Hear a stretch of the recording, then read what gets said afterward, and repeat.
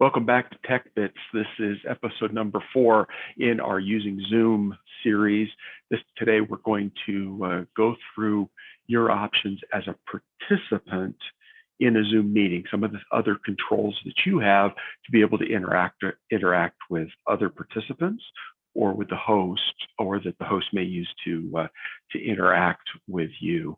I'm going to show kind of the views of two different client devices that pretty much captures the types of devices that you're going to be using. The first one I'm going to show is an iPad, and iPads and most mobile devices are going to look this way. So as you can see, we actually have joined. We're in a meeting already here. So you see what the host is projecting to you.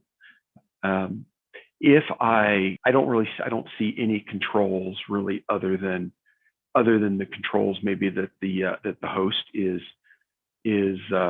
projecting off of their screen, off their search, or off their screen. Usually those go away just like they just did. So as a participant, what are your options? If you touch the top bar along the top of the screen or the top of the image, you're going to see this your option bar drop down. You have join audio, where it'll ask you how you want to join audio if you hadn't already joined audio. You're going to get a start video, which might not really show a whole lot from it, but you do get this video panel down below that's showing. What it's showing is actually other videos from other participants. And if you click on this plus sign, now all of a sudden you see your own video right there. So there is that. I can collapse this down by doing this.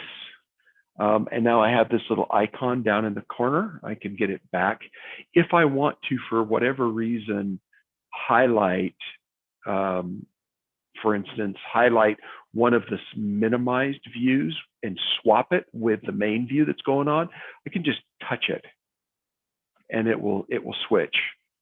Okay. And if I want to go back, there's this option up in the corner. It says switch to screen share. And I can go back here and it shows there. So I'm going to close that off for now. Some of the other options, share screen isn't going to, I'm going to turn video off. Share screen isn't going to do anything here because the host is presenting. Participant panel shows you who else is in the meeting. Oops, there we go. You're always going to be at the top of that. And so if I touch my name up here, I can actually raise a hand, which I'm going to talk about in a minute, or you can rename yourself. It's always a good idea to put a name in there that makes you identifiable, so the host and other people know who you are. Now, if I want others, there's a couple of other options here under this more. One is to raise a hand. Now, let me explain that.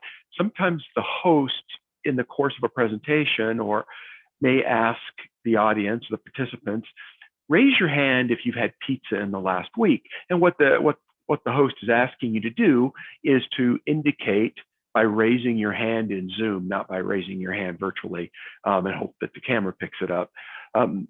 Your hand, when you raise your hand, it will stay raised unless you go in and lower it by going back here and say lower hand. But usually what happens is you leave it up. Whoops, let me go back to participant here.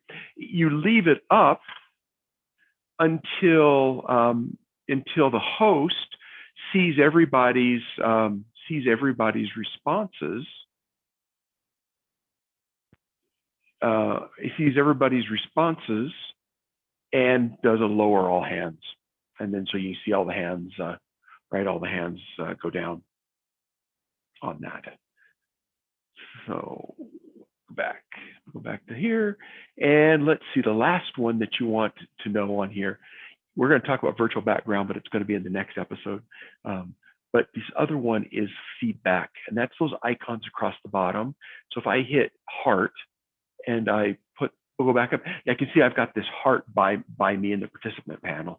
If the presenter is saying something that you agree with or you don't like or whatever, you can actually provide them feedback through that. And then what you just saw, if you're looking at the participant panel, is that feedback eventually it stays for a certain amount of time. I haven't tested it, maybe 20, maybe 30 seconds, and then it automatically resets after that. So that's what you need to know right now for participating in a Zoom meeting. And of course, the handy leave button in the upper left-hand corner if you want to leave. All right. Now, what I want to show briefly is the slight difference between a mobile client like an iPad or an iPhone and a desktop. This is on a Windows desktop. The Mac client looks really the same way. And so you can see if you look across the bottom, here's your participant panel with the same options. If I click on more, I have the pretty much the same options on here. There's a little up button here to invite others into the meeting if you want. Here's chat. Chat, I didn't show you on the iPad, but it's the same type of deal. It allows you to either message everyone or send a message to someone specific. That works really well. I would just warn you to remember who you're communicating with. If you're saying, if you have a message that you mean to ship privately and you sent publicly, that might not be what you necessarily want. So just always pay attention to who you're chatting with.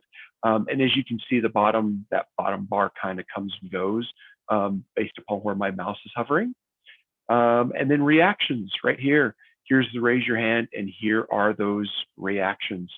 So that's it. You are ready to participate fully with all the basic functions, at least, of the participant view. In the next episode, I'm going to show you how to do virtual backgrounds, which is always really fun. It allows you to do, like, if you see my thumbnail, my picture, that picture with the background of the digital stuff, that's a virtual background. And so we're going to show that. So anyways, hope this helps you to participate more completely, and we'll see you in the next episode.